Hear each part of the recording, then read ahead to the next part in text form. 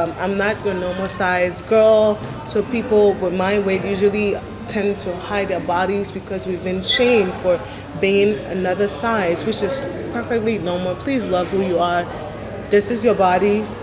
You live with it for the rest of your life. So get with the times.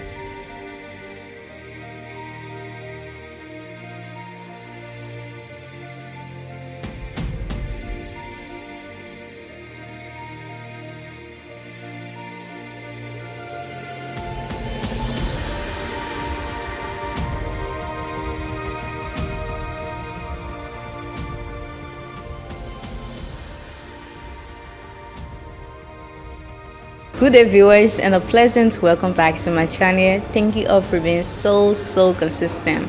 In today's video I am with Miss Leann Knowlden, a Liberian influencer who was based in Liberia. Honestly, I think she's one of the best and one of the most popular. Yeah, that's right. So today we're going to be discussing what it takes to be an influencer in Liberia. How can you become one? How can you sustain it? Because starting things in Liberia is not as easy as it looks, and you need a way to continue doing what you love. So Miss Knowlden is going to be giving all the tips today. Well, not all of the tips. Not all of the tips. She needs to keep some for herself. Yeah. She needs to keep for most of it. Yeah. So I cannot tell you much about her. She's going to tell you about herself, and she's going to tell you about her brand in Liberia. Okay. So you look really beautiful today. You're gorgeous. Thank you so much. I really was all over the place today. I had to do my nails and then meet up with my friends who are upstairs, by the way. And then I had my interview with you, my lovely Loretta, who I've been calling Lauren all day. It's a nickname. I know. I like okay, it. yeah, I like it. Yes. I like you. Yeah, too. I met you the first time at MTN, and I was like, oh my God, someone likes me. You know, because it's not as personal. Like, so when you go to meet and greets and stuff like that, it's like a lot of people you have to be like, oh, smiling and stuff. But it was like personal to me because you are from my country, and you were so nice to me on the stairs, and I really appreciated that. Oh, yeah. Thank you. I mean, when I saw you, I was like, oh, this is Leann. Because I work with Ide, and then Ide gave me a number, and we're supposed to work on something for 231 Wellness. Yes. So when I saw you, okay, so I'm going to confess. When I got the link to your Instagram page from Ade, I don't know if I should say I stalked you. No. But I think for a week or two, I couldn't leave your Instagram page. That's good. Like, you're a Liberian woman who is authentically herself. Yeah. Very beautiful. Thanks. So proud of herself. And at that point, I was like on the bench, off the bench, and looking at you, looking at your feet, I was like, I'm gonna do it. I can do it. And you can, and you have. And you're very successful at it. I've watched your video. I watch your videos. I binge watch your videos. I made everybody in Morocco, like my whole team. So I just got back. So my whole team, that's what we're watching. I was like, these are stuff you can do in Liberia. You know, you can do this and do that. Wait, hold on. We can watch her videos. Like she takes you through everything. So now we have people that want to come spend summer, winter, vacation. You know, like December is winter for them. It's really cold, so they're gonna come here in December when it's hot for us, and they're gonna do some of the activities you do on your show. So I think that's a full circle moment. Yes, it is. Yeah. So thank you. I'm glad I'm not the only person who was just on your page. No, you do really great work. And I told my mom, I was like, oh my God, I love what she's doing. I didn't even know that it was you from MTN, from Lone Star. I was like, I really honestly like your work. I was like, maybe we can do something together, because they had just said they wanted me to be tourism brand ambassador for Liberia. So I was like, oh, so then I can work with her, because she's already doing stuff in Liberia. So it's two women. I'm always going to be there for women working together. I mean, Because people have, empowerment, yeah. exactly, people have this misconception that women can't work together, and I feel that that's crap. And I wanted to show that, yeah, we can, two young Liberian women can work together and put our country out there on the map, because you get a lot of views and stuff like that. Yeah, I mean, it's like they haven't met the best women yet. Yes, and then I feel like in almost every industry there is, they're always pitting women against each other, just to get that, just to get that whole fighting and stuff going on. I think it's entertaining for them, but I feel like women have to take the reign on that and kind of control that narrative. Like, we can work together, we can achieve anything we want. Like, we rule the world. Run Exactly, the world. Beyonce said it. Like, you don't have to pull anybody down in order for you to go up. Exactly. There's a lot of space We for can all everybody go to up grow. together. Exactly. And we all have different timeline. Yes. So someone can go up this year, you Yeah. can go up next year. For sure. But be supportive. Yes. So women too, I think we play into that. Yeah, we're playing to that narrative, and we lot. shouldn't allow it. We Yeah. shouldn't allow it. If we don't encourage it, if we don't feed it, Yeah. it's just going to die down. Yeah. So speaking of which, when did you start influencing? When did you decide to become an influencer? Okay, so it wasn't really like a decision to become an influencer. So when I left for college, like I was telling you, I went to Tennessee. I had a lot of frustrations. I was a black girl, a Liberian, and African in a very white neighborhood, and I needed somewhere to like just be me. I needed my own space to be creative because I didn't feel like I could do that. So I started my blog. I started my Instagram in 2012 when I went to Tennessee for school. And then I stopped posting because I went through some kind of depression. I don't know what that was. So when I moved back, I stopped posting. I stopped doing anything. And then in 2015, I remember I was working out Cookshop.biz, like the delivery company. Yes. I used to work up there. And so I was working there. I had a lot of time. And I would sit there thinking, I don't like my job. I don't want to do this.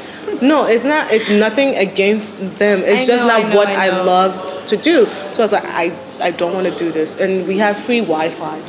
So I would go online, read my favorite blogs, and I was like, you know what? I can do this. Nobody's doing it from a Liberian girl's perspective. Nobody's doing this from an African girl's perspective that's living in Africa right now. So that's how I created my first blog, Leann Says, .wordpress.com. It wasn't even a .com. I wasn't paying for it. I got it for free. It was .wordpress.com. And then I linked that to my Instagram. And that's how I started growing. So 2015, I started that. I gained like 1,700 followers on my Instagram. And then my reader count for my blog was like, I think 1,000 daily readers. And I was very, very proud of myself. I was very proud of that work and everything. And that was in 2015. And that was in Liberia. That was me wearing my DK outfits from Waterside. And so I was very, very, very proud of that. And then I moved to Morocco in 2016, and it just blew up. Literally went from 1,700 to 10,000 on my Instagram in 4 months. Morocco, here I come. Yeah, and I think why it blew up was there were a lot of black girls going to places in Morocco and documenting that. So that's how I started. I would get on the train or get on the public transportation, the public bus, and after school, I would just let it take me anywhere. Wherever I stopped, I would go in that community, take pictures, do some activities, maybe go to a cafe. There's a lot of cafe in Morocco. I'll go to a cafe, drink coffee, take pictures of my coffee, take pictures of my outfit of that day. I had afro. I had cut my hair because I moved to Morocco, and African hair was really expensive. So I just shaved off all my hair. So I started growing my hair again with my natural hair. And so I was documenting that journey on Facebook, Instagram, and YouTube. But Instagram just took off. So that was how it began. And it was crazy because usually black, they're racist in Morocco. Clearly everybody knows that. But then they needed me now. They needed me to do promotion for the clubs. They needed me to do promotions for their hotels. They needed me to wear the clothes and talk about the clothes. They needed me to wear the makeup. And I was like, oh my God, really?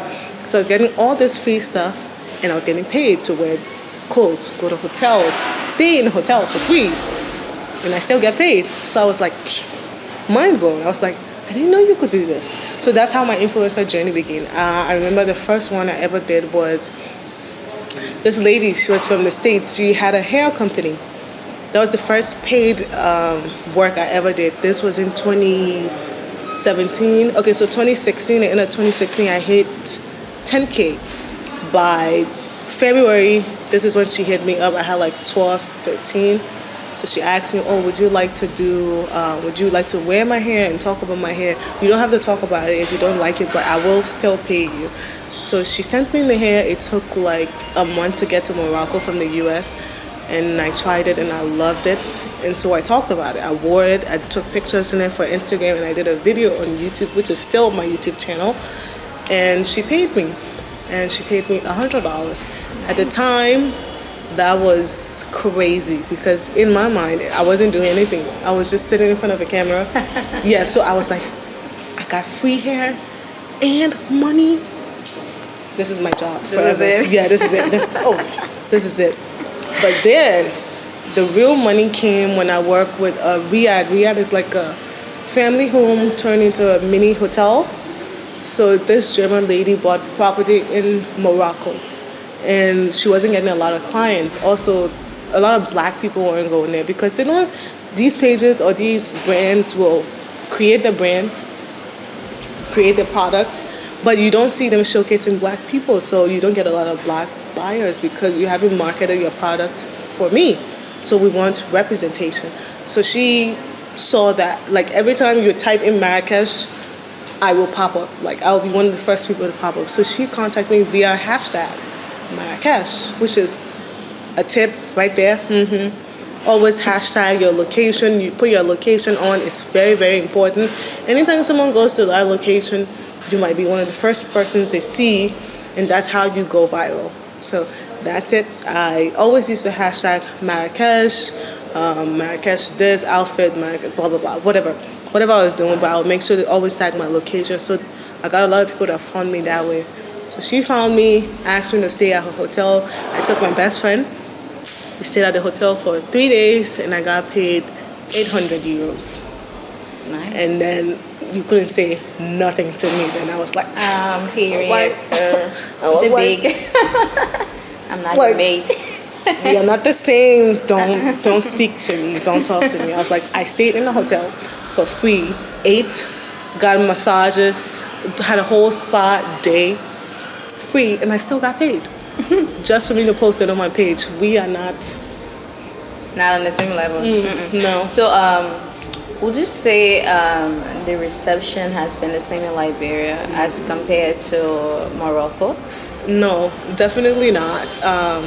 But I love my country, and I will now move back to Morocco. For anything in the world, I will go to visit. But being back home is a different kind of vibe. The thing is, working as an influencer in Liberia is so insanely hard because Liberia is a popularity contest. And I didn't grow my brand or my Instagram from here. So I don't think they respect that. See, I just went to Morocco. I was in Morocco till I came back, Wednesday morning? So I was in Morocco. I got to stay in my hotel for free. I got to eat in almost every restaurant you saw on my story or on my Instagram. I got to eat there for free. I got to shop for free. I can't do that here. They don't get that concept. All these people wanted me to do was to post it. Just post that you are here. Post that you bought something from here. Just talk about my brand. And I was just telling you, while I was in Morocco, I got like 4 new brand deals. One of them, I just sent them my invoice, was from Canada. It's a lingerie company. But it's stuff like that. I would love to do that in my country. I would love for me to come to Royal Hotel and just create content and stay and get paid for what I do, because that is my job. That is my work. I take time. I take hours and hours perfecting my videos. I want it to look a certain way. I want it to be natural, but I don't want it to be stiff and staged. I don't want it to look sloppy or half-hearted or something like that. I want it to look like I actually put in work, but it's also me. It's not fake. that's not my life. So I would love for that to happen, but that hasn't happened in Liberia yet. I don't know if it's gonna happen because I'm not cliquey. Like we have a lot of cliques, and that's not saying it's a bad thing. Like you like who you like, and so once you're not part of a certain group, you don't get as much work as an influencer as possible. But I've tried to make my own way. I do things my own way. I do have a lot of I do a lot of networking to create content with other people. So I've been trying to create with two other ladies, and we are now going to do some traveling because we actually are three of the people that actually have this as a job, and we create content 100% of the time. So we're trying to broaden our Instagrams, our reach on social media, not just Instagram. So that's gonna come up. So stay tuned for that. It's gonna be so much fun. It's two other Liberian ladies. You know them, you love them. I'm not gonna say their names because this is gonna be a surprise project. We have. I was just about to call another name, but Who? I was about to ask, is Philomena one of them? No. No, she's not. No, she's not. But she's amazing. I love everything she does. I love her work. She's very, very great at what she does. Yeah. Yeah, when I was starting, kind of went on YouTube. I saw some of her videos, and I was like, I can do this too. Yeah, exactly. Yeah, so she's one of the few YouTubers who have influenced what I do. Yeah. Anyways, you talked about how you put a lot into perfecting your craft. Yeah. Because if you want brands, local and international, to work with you, you need to be good at what you do. Yes. And leave no reason for them to doubt your work. Also, because as Black women, we are the least paid in the influencer market. So a white influencer, a white male influencer gets paid 10 times what a white female influencer gets paid. And a white female influencer gets paid 200 times more what a black female influencer gets paid.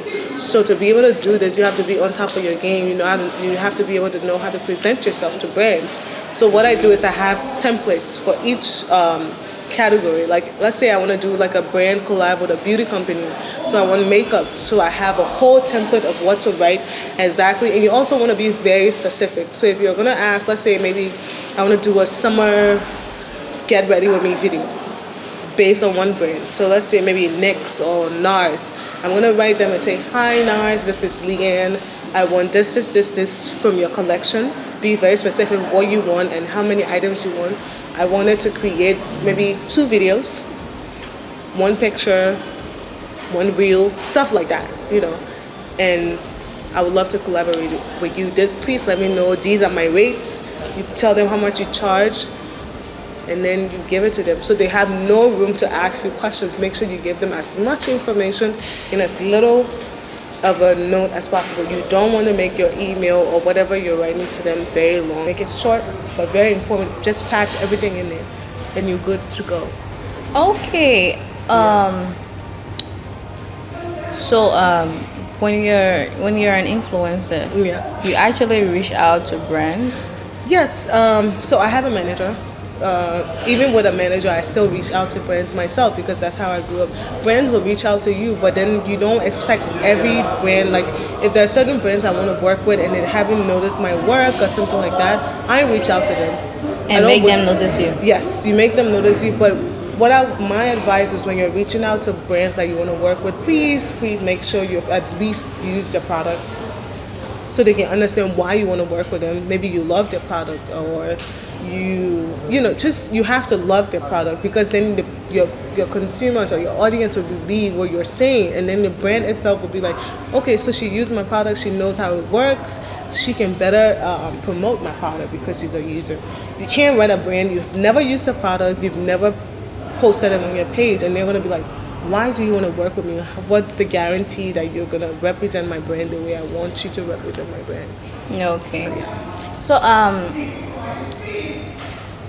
when you talked about not receiving the same reception in Liberia, I think one thing in Liberia, a lot of people, young ladies, they don't really look at this as something that you can do.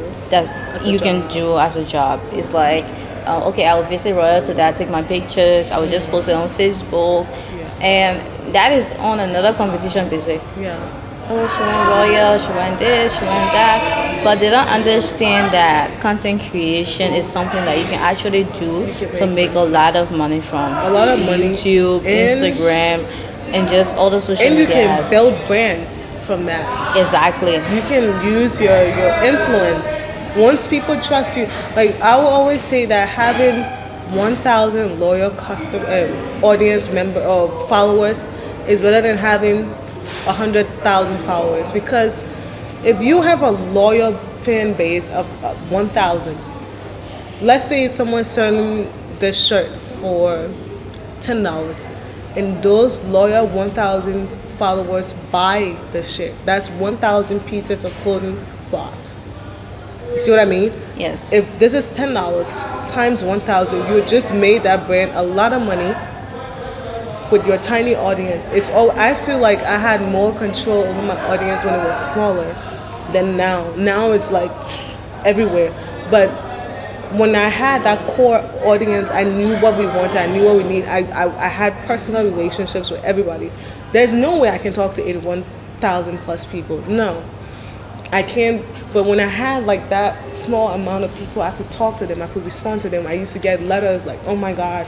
And that's my favorite part of what I do.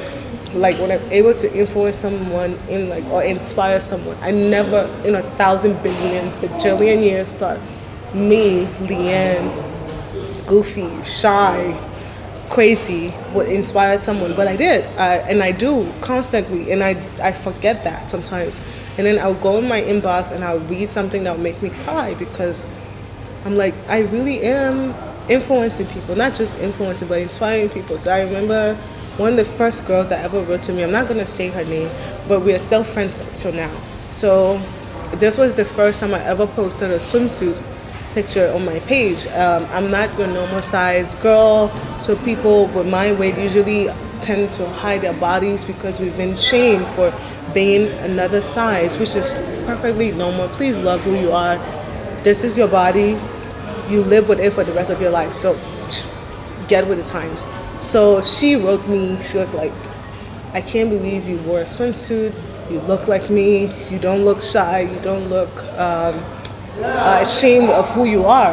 And I'm like, I spent almost all my life being ashamed of who I am, always putting myself down and stuff like that, and making myself uncomfortable so that other people will be comfortable.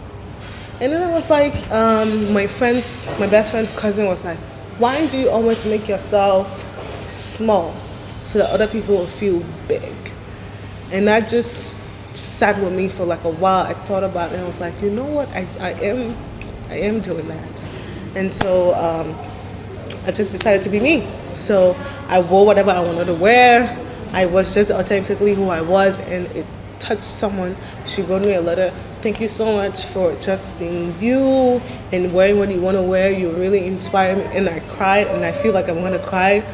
But that was the moment I was like, okay, so then I'm going to do this, because then I'm helping someone out there who's going through what I went through. I was shy. I would never take pictures. If you go back, you always see me. If I have to take pictures, I will always hide in the back and stuff like that. So it really messed with your psyche. So once you tell yourself, I have to change that, it's not going to happen automatically or overnight. I literally I had to fake it till I made it. Yeah. Yeah.